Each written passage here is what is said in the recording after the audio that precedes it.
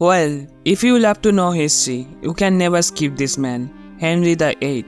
Henry VIII was the King of England from 22 April 1509 to his death in 1547. This man is very important in history. Why? Not for dressing like that, but for his 6 marriages. But with only 6 marriages, he did not stay calm. He brought great changes in the Constitution of England. So today, through History Facts Show, you are going to know some unknown facts about this person or Henry VIII, which you might not have heard anywhere else. So before we start, subscribe the History Facts Show and let me know which historical unknown topic you want to hear next. So let's go to the Henry's time in England.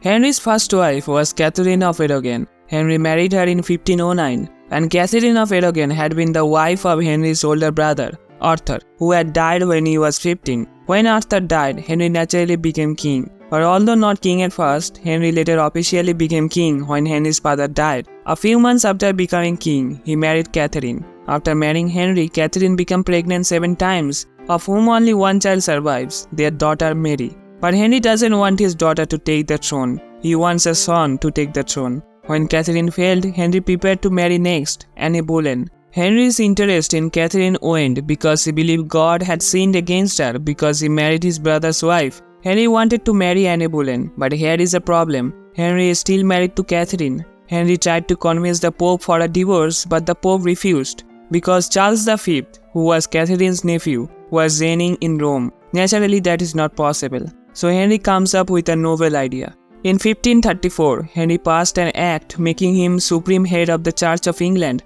and the Pope of Rome was no longer a religious authority. Now Henry could divorce Catherine without hindrance.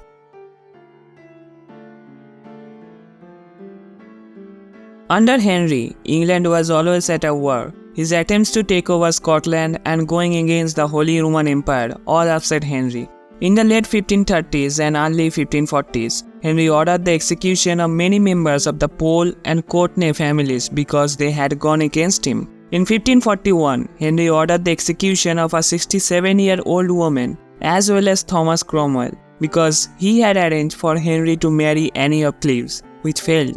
But among these, his main victims are Sir Thomas More, who was former Lord High Chancellor of England, and his 2 queens, Anne Boleyn and Catherine Howard. They both were executed for adultery. Historian John Stowe says that during Henry's reign, Henry ordered the execution of around 72,000 people. That time in England, only execution and execution.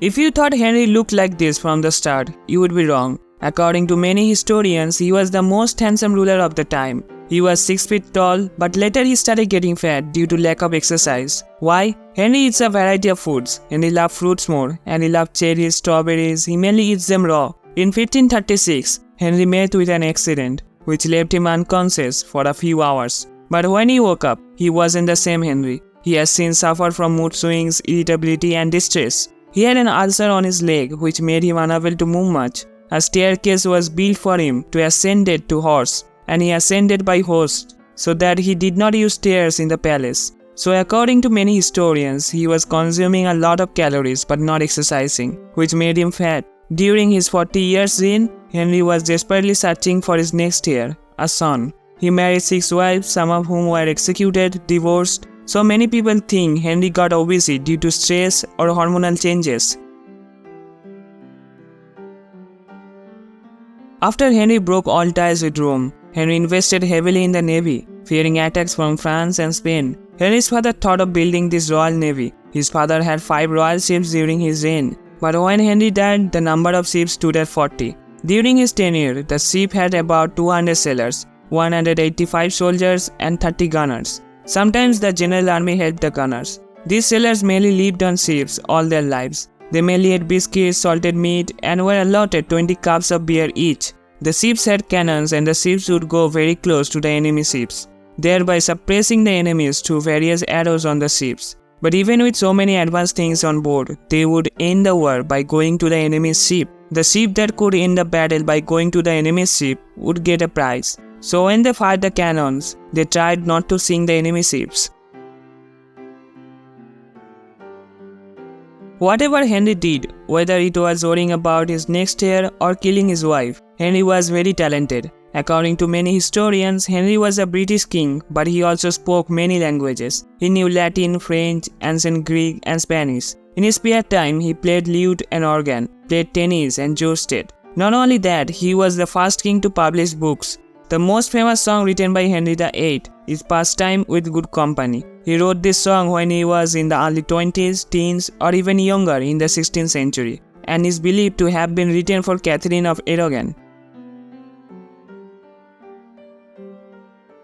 Henry grew up as paranoid. He became king at a very young age. Henry had sweating sickness, so he was tired of the disease because long before medicine and modern medical system, these pathogens were deadly. When he was around 30, he contracted smallpox and malaria. As mentioned earlier, he loved to eat, and after the leg ulcer, he started to gain weight. He weighed about 400 pounds or 181 kg and had a 54-inch waist. Henry had a strange habit that you may not know about. Henry had several testers who tried all the food before feeding it to Henry. This may not come as a surprise to you, as many kings had such testers, but Henry was not only in the food, but the bed where he slept and the clothes he wore in were kissed by a servant, first then waited for a while. When nothing happened, then he wore the dress or slept in the bed. Because according to him, the poison is not only for eating, but also harm if applied to the body.